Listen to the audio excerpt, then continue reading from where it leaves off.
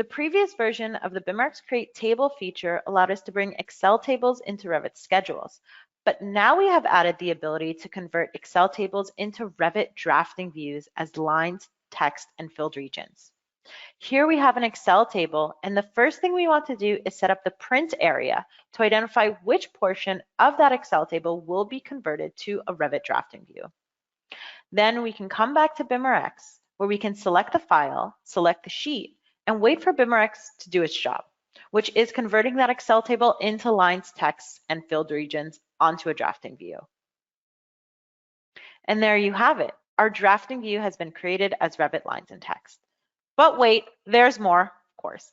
We also have a feature to update that drafting view if there are any changes made to that Excel file or that Revit or that schedule.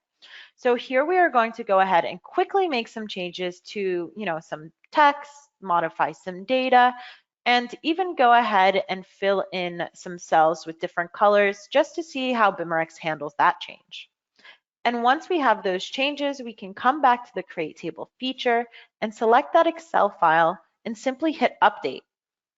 It's going to take a couple of seconds, and once it's done, we can check and see that those changes are updated and our drafting view is successfully changed.